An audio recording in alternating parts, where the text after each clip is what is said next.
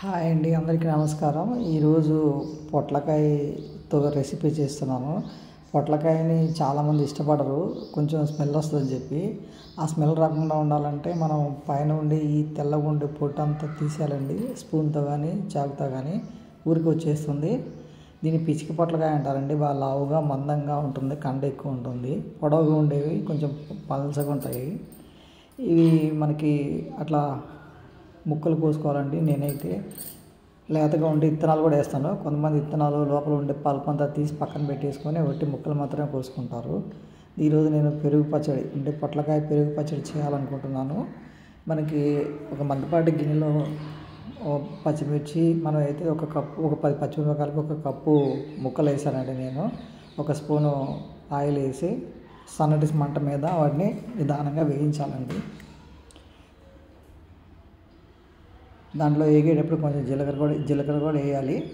మనం పక్కన కొంచెం చింతపండు కూడా నానబెట్టుకోవాలి, పచ్చిమిర్చికి సరిపోను. వీటిని నిదానంగా మూత పెట్టేసి లో ఫ్లేమ్లో వాటిని మెత్తగా ఉడికే వరకు వేయించాలండి. పొట్లకాయ చాలా మంచిదండి, దీంట్లో పీచు ఎక్కువ ఉంటుంది. అంతేకాకుండా ఎవరైనా సిక్ అయినప్పుడు వాళ్ళకి ఈజీగా జీర్ణం కావాలంటే వెనకటి రోజుల్లో పొట్లకాయ, బీరకాయ అట్లాంటివి పెట్టేవాళ్ళు. పత్యంలాగా చాలా ఈజీగా డైజెస్ట్ అవుతాయండి. ఇవి వాటర్ కంటెంట్ ఎక్కువ ఉంటుంది. మనకి కావాల్సిన అన్ని పోషకాలు మన దీంట్లో ఉంటాయండి. కానీ చాలామంది తినరు. అసలు రాయలసీమలో అయితే అసలు ఎక్కువ తినరండి. ఓన్లీ ఆంధ్ర వాళ్ళు కొంచెం బాగా తింటారు.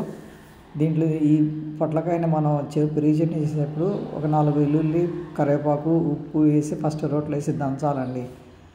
తర్వాత మనకి అంత దంచినప్పుడు దీన్ని మనం పెరుగు వేసి కూడా చేసుకోవచ్చు, పెరుగు లేకుండా కూడా మనం చట్నీలాగా తినొచ్చు అండి. ఇట్లా కొంచెం కచ్చపచ్చగా దంచాలి.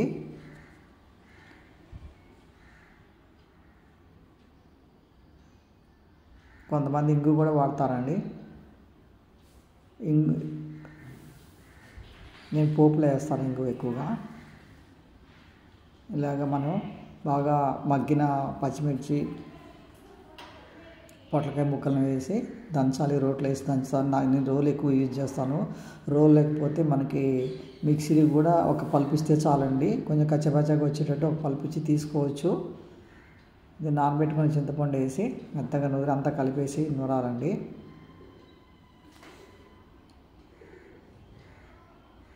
ఇది చాలా మంచిగా డైజెస్ట్ అవుతుందండి. ఇట్లా ఈ టైం అన్నప్పుడు మనం మెత్తగా కచ్చపచ్చ నలిగిన తర్వాత చట్నీ తీసి పక్కన పెట్టుకొని దీన్ని వాడుకోవచ్చు. అంటే పెరుగు లేకుండా, పెరుగుని ఇష్టపడిన వాళ్ళు ఇట్లా కూడా తినొచ్చు. పెరుగు కావాలనుకున్న వాళ్ళు పెరుగు ఒక 2 స్పూన్లు పెరుగు వేసి మళ్ళీ కలిపేసి పోపు పెట్టుకోవాలండి. పెరుగు వేయక ముందు అయితే మనం అట్లనే పెట్టుకుని అట్లనే తినేసేయచ్చు. వేడి అన్నంలో నెయ్యి వేసుకుంటే చాలా బాగుంటుందండి, టేస్టీగా. పెరుగు వేస్తే మాత్రం కొంచెం ఉప్పు సరిపోయిందా లేదో చెక్ చేసుకోవాలంటే, ఎందుకంటే పెరుగు వేసాం కాబట్టి మనం ముందే ముక్కలు వేస్తే పడుతుంది. అందుకే ముందే వేయకూడదు. పెరుగు వేసి టేస్ట్ చూసి ఉప్పు సరిపోయిందంటే పోపు పెట్టుకోవాలండి. పోపులో మనకి పోపు దినుసులు, కరివేపాకు అన్నీ వేసుకొని వేగిన తర్వాత ఇష్టమైతే ఇంగు వేసుకోవచ్చు, లేదంటే ఆప్షనల్ ఉన్నది, మనం స్కిప్ చేయొచ్చు. ఇంగు వేసుకుంటే మనకి గ్యాస్ రాదండి. గ్యాస్ ప్రాబ్లం చాలా వరకు తగ్గుతుంది ఇంగు వాడుతూ ఉంటే రోజు కూరల్లో. థ్యాంక్ యూ అండి, థ్యాంక్ యూ. అంతేనండి, ఇంకా పొట్లకాయ పెరుగు పచ్చడి రెడీ అయిపోయింది. డిష్ అవుట్ చేసుకున్నాము. Thank you very much.